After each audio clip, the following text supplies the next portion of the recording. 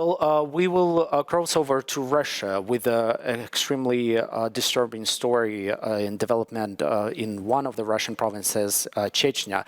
The growing evidence of evidence body of mass targeting, killings, and even executions, extrajudicial executions of gay people in Chechnya, in particular in Grozny, were exposed this week. Well, first of all, it started with a story of Novaya Gazeta, which is Russian leading independent newspaper. They exposed actually secret prison run in Grozny, where dozens, if not hundreds, of men who were suspected as gay people were illegally detained, tortured, and executed for sometimes weeks or months. Well, this is I want to bring your attention to a recent story, a second story, follow-up story from Radio Liberty. They actually uncovered a second torture place in Grozny with a lot of growing evidence, witness accounts about that place. If we can run a quote from a member of the Russian LGBT network and prominent Russian human rights activist who talked to Russian Hromadske a bit earlier this week, explaining a bit of a story.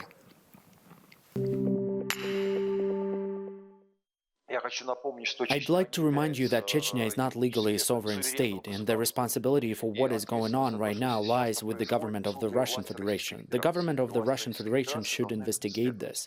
If they don't, it means that this will get referred to other organizations. I emphasize the fact that this is about crimes against humanity, about crimes which should be investigated by the International Criminal Court. If the Russian government both persists denying what is going on and continue showing an unwillingness to investigate this crime properly, then it needs to be investigated in The Hague. We also talked to the reporter from Novaya Gazeta, who actually, she was the first who exposed this story and published this story. She told Hromadske earlier this week how she obtained that information because there is a lot of confusion about it. Take a look.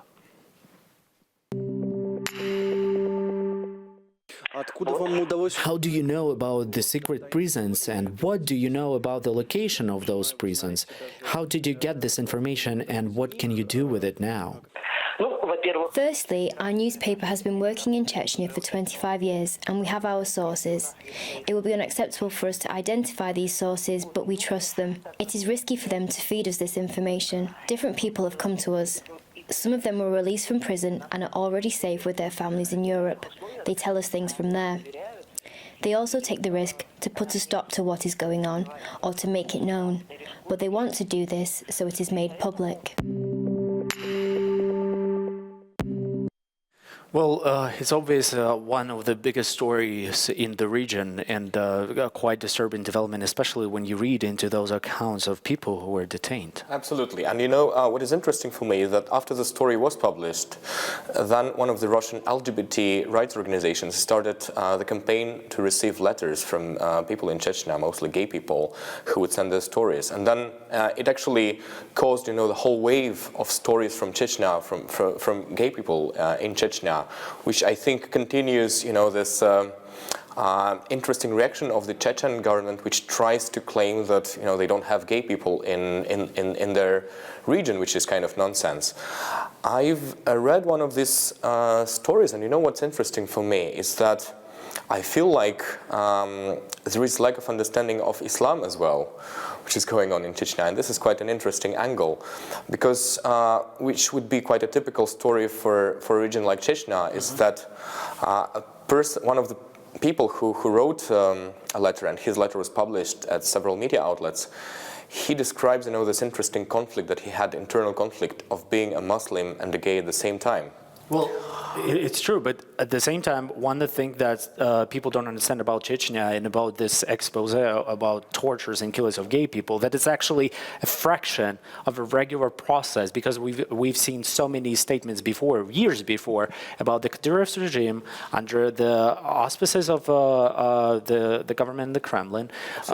conduct a massive campaign of actually illegally detaining, torturing, and killing those who are, not in line with the government policy there in Chechnya. Yeah, definitely. I mean, and it has nothing to do with Islam. That's kind of one of the most important points, because this is just used as an excuse by Chechen authorities, and as quite often, like I read recently one comment which kind of shocked me, and it's a popular opinion in my country, for example, that Kadyrov is great because he won a war against terrorism, and I'm like, are you serious? Like, Kadyrov is a terrorism that won, That's kind of how I see what's going on there, and this is just one of these examples of what's going on. That's great that you mentioned that hotline that Russian LGBT network set up to kind of try to get more information about what is happening in Chechnya, because it's so hard for even people inside Chechnya to speak out because it's a very closed community. I talked to Svetlana Zakharova from Russian LGBT network a bit earlier, and she actually tried to explain what they are trying to do right now, how they try to help people inside Chechnya, LGBT people, and most importantly, what they expect from international community when it comes to pressure and help. Take a listen. Svetlana, thanks for joining us. Let's from the start clarify a couple of things about the facts of detention and murders, because I know that there's still a lot of confusion, not only among the general public back in Europe or in the States, but also even among LGBT organizations. They still are confused whether or not those facts about detentions and killings are confirmed. What do you know specifically at this point, what we can confirm when it comes to this disturbing development in Chechnya? Well, we can confirm for sure that the kidnappings, killings, and tortures are happening in Chechnya. And basically, people who survived such things, or whose friends missing, or whose friends survived such things, they're already contacting us and asking for help. And they're telling really horrible stories about what's going on. Svetlana, can you actually give us a clearer perspective on with these murders and killings happening in Chechnya, whether or not it has been happening for a while, because Chechnya is a repressive region, and we've been having a lot of reports from about human rights violations there, or why is it suddenly on the spot? Is it really a recent development when it comes to torture and killings of particularly gay Chechens? Well, Chechnya always was a specific region, and LGBT people were always persecuted there, but I believe that this is the first time when there is such a mass campaign.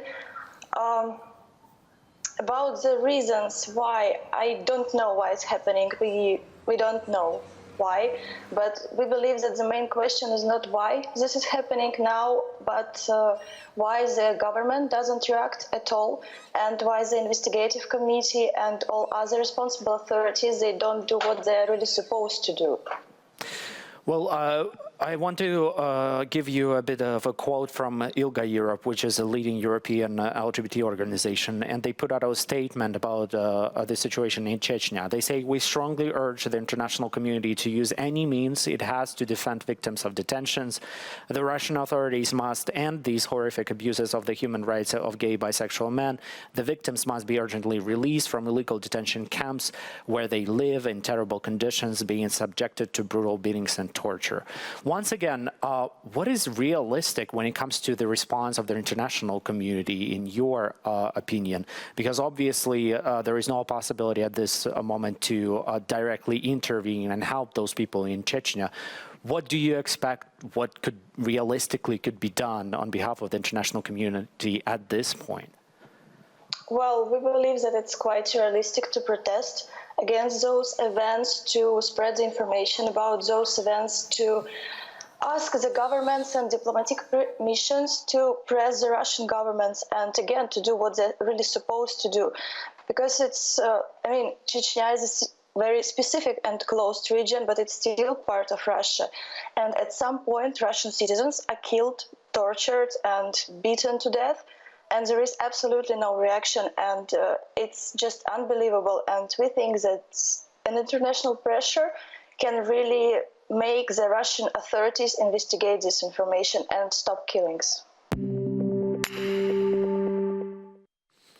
We still felt that this story is not sufficiently covered in English language media. Therefore, Hromadske International is keeping up with the coverage of killings and tortures of gay people in Chechnya.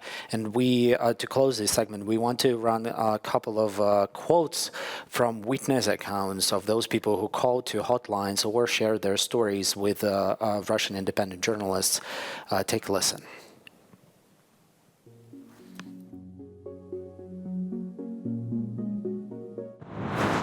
They regularly brought me in, beat me, tried to shock me, mock me and humiliate me. They wanted me to give up the names of other gay people. After the beatings, I would stay with friends for a day or two, wait for the bruises to fade a bit, only then would I go home. I'd tell my family that I'd gotten into a fight. It went on like that for 2 years.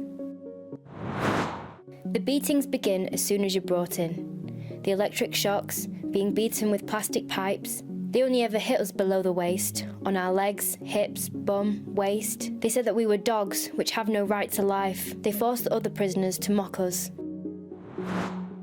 They put us in 2 rows facing each other, a few dozen people. They handed out these sticks that looked like bats. Everyone had to walk through this formation. 3 or 4 sticks were hard to bear. It really hurt. And after 20, you can't bear it at all. I didn't know how to deal with the pain, and I always thought I had a fairly high pain threshold. To try and combat the pain from the torture, I gnawed at my hands until they bled.